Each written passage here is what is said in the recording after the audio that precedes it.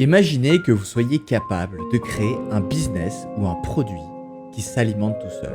Une fois que vous l'avez créé et que vous l'avez publié sur les internets, les utilisateurs viennent naturellement l'acheter et ils en parlent entre eux, qui vont attirer à nouveau de nouveaux utilisateurs et vous ayez plus rien besoin de faire, sauf attendre que l'argent rentre sur votre compte en banque. Ça, c'est un peu le rêve de tout solo-entrepreneur ou de toutes les personnes qui veulent faire des revenus passifs. Bien entendu, c'est en grande majorité une grande fiction, mais il y a une part de réalité. Et on va voir aujourd'hui que ce n'est certainement pas les solo-entrepreneurs et les personnes qui recherchent un revenu passif qui sont les plus à même de créer cette boucle de rétroaction positive. En vérité, c'est un des mécanismes les plus efficaces pour la croissance exponentielle d'une startup. Et pour ça, il faut bien le comprendre. Une startup, elle n'est pas capable de croître en interne ses compétences et sa puissance de travail de manière exponentielle. C'est bien qu'il y a une recette magique qui permet de démultiplier la force de toutes les personnes qui travaillent dans cette startup. Ce concept-là, il est très bien décrit par le concept de flywheel. Au début, donc tout le monde est un étranger. Et votre travail est ce qui va nécessiter le plus de sueur au début de votre startup, ça va être d'attirer ces personnes pour qu'ils commencent à seulement s'intéresser et à vous donner un peu d'attention. À partir de là, c'est peut-être des personnes qui vont réussir à être intéressées et potentiellement qui vont s'engager autour de votre produit. Ils vont peut-être lire votre landing page, ils vont peut-être consulter du contenu que vous créez sur les internets, mais ils ne sont toujours pas des clients. Puis au bout d'un moment, quand ils vous font confiance et ils pensent que vous êtes la bonne personne qui va pouvoir régler leurs problèmes, ils vont devenir votre client. Et c'est là que la plupart des personnes s'arrêtent là. C'est-à-dire qu'une PME, une TPE ou même un freelance, il va s'arrêter là. Il a closé son client. Et c'est pourtant seulement le début de l'aventure si vous voulez avoir une croissance exponentielle. Parce que ce qui est le plus important, c'est que cette personne-là, sans que vous ayez besoin de faire le moindre effort, va pouvoir faire croître le business. Et l'un des exemples les plus simples à imaginer, c'est que ce client est tellement content qu'il va le recommander à ses amis, à son entourage, qui va permettre de transformer de manière passive des étrangers en personnes qui sont intéressées. Et vous ferez le reste du travail. Mais en fait, on va voir qu'il y a plein d'autres boucles de rétroaction positive et qui dépendent largement de votre stratégie de business et même de votre business model.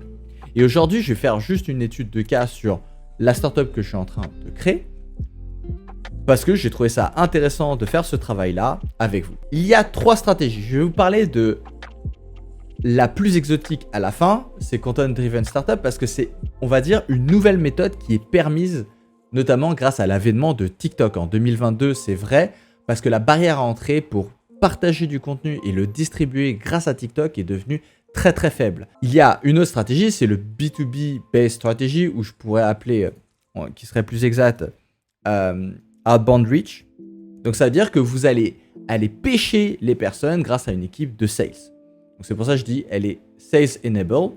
Et l'autre stratégie, c'est le B2C Driven Startup, donc principalement contrôlé et alimenté par une stratégie marketing qui peut par exemple de la publicité payante.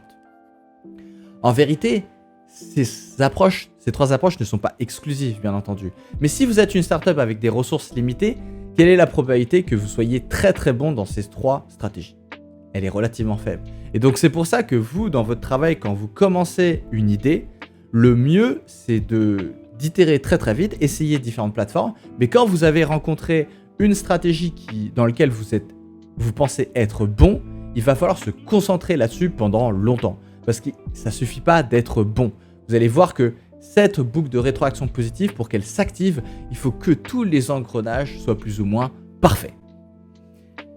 Alors, prenons la stratégie B2B Driven Startup. Donc ça, c'est en gros la stratégie où vous allez avoir une force massive de sales. Donc si votre qualité, c'est la vente, cette stratégie-là, vous allez pouvoir l'exécuter extrêmement rapidement et la mettre en place de manière hyper efficace, même si vous avez 0 client au départ. En fait, ça part de quoi? Ça part de vous qui prenez votre téléphone et vous allez appeler un par un tous les gens dans le bottin de votre annuaire pour essayer de vendre. Dans mon cas, nous, on a une marketplace avec 2 clients principaux, les experts et les utilisateurs. Les experts créent des programmes digitaux pour les utilisateurs. Et donc, c'est les utilisateurs qui payent notre service, mais c'est les experts qui le créent. Donc, un peu comme YouTube. Et appeler des utilisateurs, ça sert à rien parce que, en gros, le coût d'organiser l'équipe de sales pour appeler des utilisateurs B2C, ça vaut pas le coup. Le ROI est pas là. Donc, une stratégie auquel j'ai pensé, qu'il faut appeler directement des experts qui soient des leaders d'opinion, qui pourront à la fois créer les programmes, mais à la fois venir avec leur base d'utilisateurs. Et ça, par exemple, ça pourrait être le cas si, dans notre cas, on a des personnes qui souffrent de maladies chroniques qui ont besoin d'un suivi, et les experts, par exemple dans leur clinique ou dans leur cabinet, ils n'ont pas le temps de faire le suivi. Et donc, ils pourraient proposer leur service à travers de cette plateforme de manière asynchrone et donc nous attirer de manière indirecte des utilisateurs. Et c'est ces utilisateurs-là qui vont payer pour le service. Alors on pourrait penser aussi à une autre façon, ça veut dire que dans le package, les experts et les cliniques nous payent pour délivrer le service. C'est par exemple le cas de Doctolib. Il y a l'autre approche, l'approche marketing, dans laquelle vous allez préparer des publicités, bien entendu que vous allez optimiser, vous allez utiliser les outils, par exemple de Facebook ou de Google pour targeter l'audience qui semble la plus pertinente. Ça a un avantage principal, c'est que vous allez pouvoir vous reposer sur les outils de Google ou de Facebook ou de Reddit ou toutes les plateformes qu'il y a pour aussi apprendre des choses sur votre audience et sur les potentiels clients. Et ça veut dire que, alors que l'équipe sales se repose sur une hypothèse, voici la persona des personnes qu'on va appeler, l'approche publicitaire permet de voir quasiment en temps réel quel est le retour des publicités, quel est le retour du wording et quels sont les résultats des personnes que vous avez achetées dans votre funnel de vente. Donc typiquement, vous avez une publicité, ça augmente votre visibilité, ça augmente potentiellement vos utilisateurs vous apportent de la data qui va aller feed, je veux plus de personnes qui sont de ce type-là, donc par exemple retargeting ou campagne de lookalike. Le problème, c'est que nous, on a une marketplace, donc on a 2 campagnes à faire, c'est-à-dire qu'on a aussi des experts dans lesquels il va faire du programme. Alors j'ai mis publicité, mais vous imaginez bien que il va falloir certainement non seulement avoir de la publicité, mais aussi avoir des équipes sales pour aller signer des contrats, pour qu'ils nous créent des programmes. Le problème avec cette boucle-là, c'est que j'ai un petit problème, c'est que vous voyez, il n'y a pas de boucle de rétroaction positive qui est très très claire. Ça veut dire que vous avez ici un début de boucle, mais vous voyez, la relation entre les datas que vous avez sur votre plateforme et la campagne publicitaire est assez faible. Parce que vous allez récupérer des données, mais c'est pas sûr qu'elles soient totalement convertibles sur la capacité des plateformes à mieux distribuer votre publicité, surtout que dorénavant, avec l'arrivée d'iPhone et certainement les nouvelles mises à jour d'Android, ça va être plus en plus difficile de targeter. Et finalement, ça c'est la nouvelle stratégie auquel je suis absolument fan, et d'ailleurs c'est pour ça que je crée du contenu, et certainement sur telle plateforme, parce que j'ai envie d'être meilleur là-dedans. C'est la stratégie dans laquelle vous allez avoir une startup qui est 100% dirigée et centrée autour de la création de contenu. Et donc là, j'ai mis plus de couleurs parce qu'en fait, c'est intéressant, c'est un schéma qui est un peu plus complexe. C'est déjà beaucoup plus difficile à exécuter que sur les autres stratégies. Parce que là, vous allez avoir besoin des compétences marketing, vous allez avoir besoin des compétences sales, vous allez avoir besoin des tunnels de vente qui soient impeccables et que tout ça s'organise pour que ça marche. Mais si ça marche, à ce moment-là, vous avez vraiment une boucle de rétroaction positive qui s'auto-alimente. On va aller voir ça. En fait, il y a 2 boucles principales. Il y a la boucle des experts, dans mon cas, ceux qui vont créer les programmes pour accompagner les patients, et puis les utilisateurs, donc les patients eux-mêmes. Et en fait, ces 2 boucles, elles s'entre-nourrissent, et c'est ça qui est la puissance. Vous créez du contenu. YouTube, par exemple ici, mais c'est surtout TikTok, pour sa capacité de distribution et à trouver de manière organique, sans que vous ayez à payer, les personnes qui ont besoin de votre service. Ça va vous créer, en fait, des impressions, de la visibilité. Mais cette impression et cette visibilité, les experts et les utilisateurs utilisent tous les 2 TikTok aujourd'hui. C'est faux de dire que TikTok c'est réservé aux jeunes. Ça peut être aussi des experts qui se sont déjà mis sur les plateformes TikTok. Parce qu'il y a déjà des experts qui ont été décidés, qui ont compris cette puissance-là et qui sont devenus créateurs de contenu. Et donc en fait, créer du contenu, ça vous permet d'obtenir des partenariats avec ces experts. Ces partenariats vous permettre de créer de l'autorité.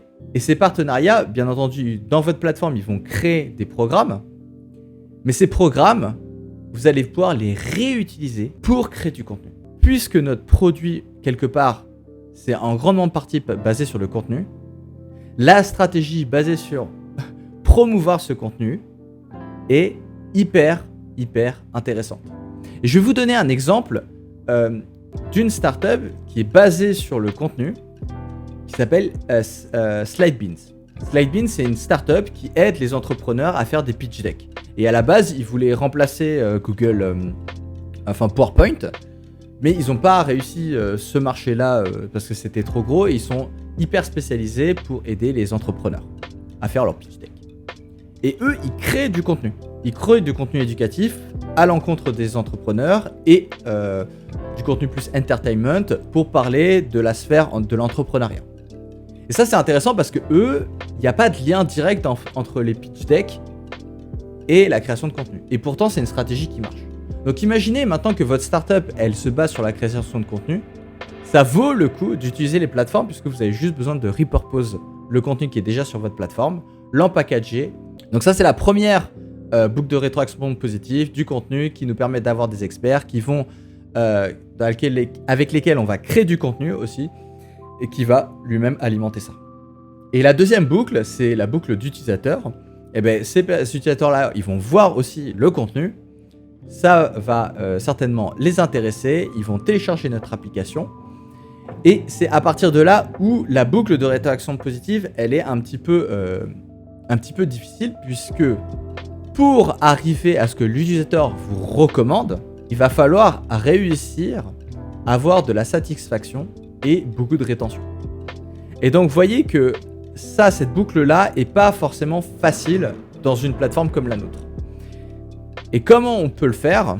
Eh bien là, il faut utiliser la même stratégie, par exemple, que Netflix ou d'autres plateformes de distribution. Et c'est-à-dire qu'il faut exploiter la data de vos utilisateurs pour recommander des programmes qui soient de plus en plus pertinents, dans un sens, mais aussi faire en sorte que les programmes que vous allez construire soient de plus en plus pertinents par rapport à votre audience. Donc c'est dans les deux sens. Et c'est vraiment la stratégie de Netflix en fait. Netflix étudie vos comportements, qui détermine un petit peu quels sont le type de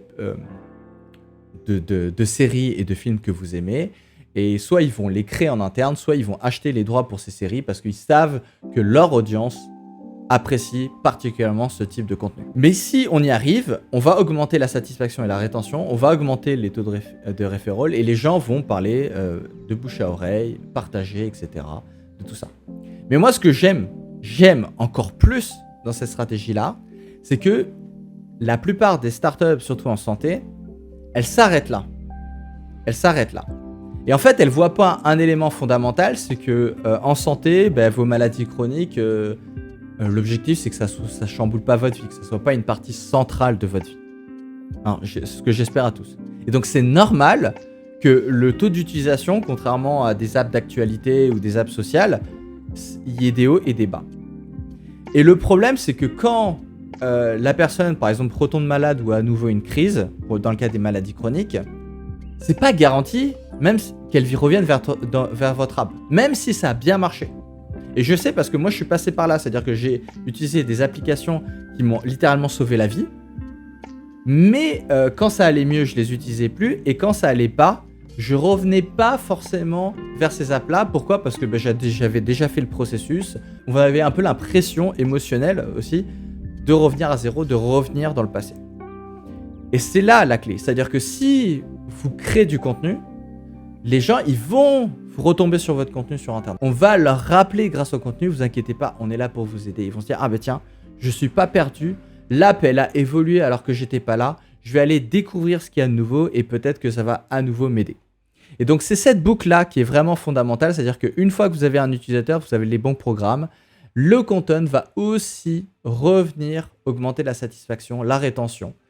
Et même si vous n'avez pas les bons programmes quand la personne elle est venue une fois, je pense qu'à force d'en parler, les personnes vont peut-être revenir, vous redonner une deuxième chance. Ce qui ne sera pas le cas, à mon avis, de la partie sales. Une partie sales, si la personne, elle s'est fait convaincre par un sales et qu'elle est insatisfaite, à mon avis, ça va être très, très difficile de la faire revenir. Et c'est pareil pour le marketing. Si elle a vu votre pub, elle a cliqué, elle a installé, elle était pas impressionnée, elle va revoir votre pub, elle va vous faire « Ok, je veux plus voir des pubs comme ça ». Donc, le contenu, à mon avis, et bien sûr, le contenu, hein, c'est apporter de la valeur. Hein. Voilà. Et c'est pour ça que je les mets aussi dans les assets. C'est vraiment une extension de la startup. C'est vraiment une extension de la startup. Donc, c'est pas simplement une publicité auquel vous avez dépensé de l'argent pour faire de la publicité et en plus, vous avez payé de l'argent à la plateforme pour la distribuer. Le contenu, c'est une vraie valeur. Pensez-y.